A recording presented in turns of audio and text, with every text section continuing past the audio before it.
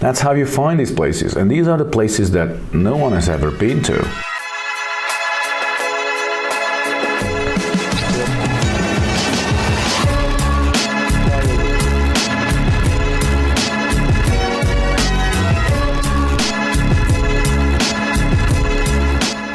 Hi guys, welcome back to Paramotor Adventure Stories. Today we have an exciting topic, finding the best spots to fly. Story number 1, how we got to Iceland for the first time.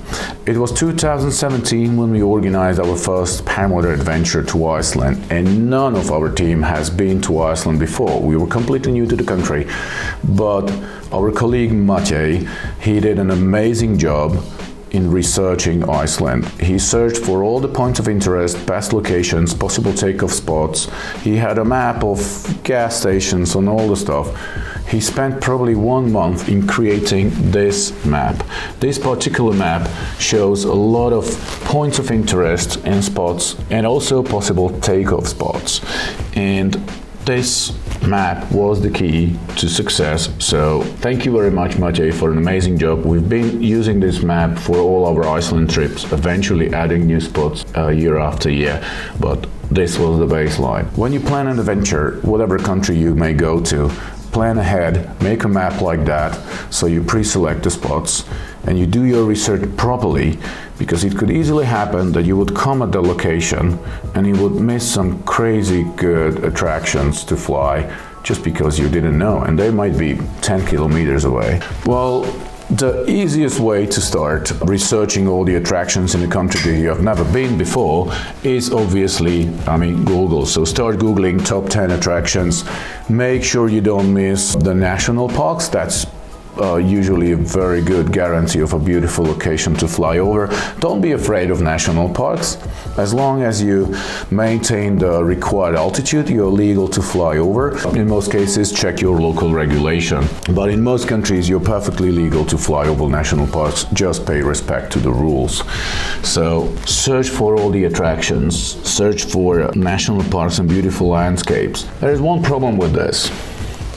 All these Google results are aimed for non-pilots. Basically, you'll get the results for tourists that drive the car or eventually hike to those attractions. That means you will probably not find the best attractions that you can fly to and are not accessible to hikers or road trips. That means I strongly advise to continue your research beyond this. Story number 2, how I missed the Glimmer waterfall in Iceland for the first time.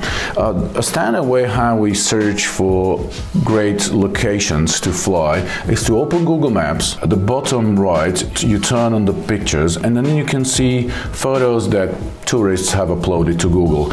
Nothing new, but this is a pretty cool tool to kind of scan through the map, scan through the whole country. You just move the map and you see the pictures being loaded, and wherever you find, okay, this is a nice waterfall, where is that? You click on that and it will show you where it is, and then eventually you can search for the name or the title of the waterfall and put it on your map. But there is one good advice for you, and that is you need to zoom in. Take this map as an example. You have a lot of photos. Here's Reykjavik, a very populated city. Obviously, lots of photos of this city has been uploaded to YouTube. So there's a kind of an inflation of photos. You don't get the best ones, and you're not interested in flying over Reykjavik anyway. And then try to zoom in a way that you avoid cities and main roads. And then you will find, for example, Glimmer waterfall. We have not flown this yet, but I very much hope we will fly it next year. Look at this amazing, crazy high waterfall in a tiny little canyon, and over that, on top, there is a beautiful kind of a lake. It's an awesome place to fly. Unfortunately, we did not discover this place before, and we haven't flown it yet, but 2020, I very much hope we can make this spot. It's just awesome. Story number 3, how we discovered our secret canyons in Iceland. I'll give you one advice. turn the terrain map on. At least for me, it works the best. So here you have a standard map, doesn't really tell you much. You switch to satellite mode, and obviously, you get the colors where it is snow and some green, not forest in Iceland, and then you have the Badlands up here. But my favorite view is actually the terrain map. Why? Simply because it shows you the landscape, and maybe it's just my preference, but I prefer to have some mountains, preferably steep rocks and cliffs and canyons and stuff, because if it's just an open space and a straight line horizon, it might be exciting, but probably not for 2 hours. But if you have the landscape and variable, like mountains and valleys and canyons and cliffs, then it's really like there's something to explore. What's behind this mountain? What's behind this cliff? And there's all the time during those 2 hours of your flight, there is something to discover. I suggest turn on the terrain map, and this is how we discovered our secret canyons in Iceland. So yeah, most tourists get it to this point because here you have the Skogafoss waterfall, or I think it's Seljalandsfoss waterfall over there. So these are the main tourist attractions. But then I've just noticed all these, as you zoom in, all these little canyons, and you see it on the terrain map only. On the satellite map, it's not even so obvious. And you can't get photos of this because this is just not accessible to the tourists. There's no road, no hiking trail, nobody's ever going there, and it's not possible to see that area from the road. But if you look at the terrain map, it will tell you plenty of canyons, and you see the glacier on the top. You see the canyons, there must be water. There might be some waterfalls. And you see it's carved, it's pretty easy to expect that it's gonna be very tight canyons, and it might be a nice locations to fly.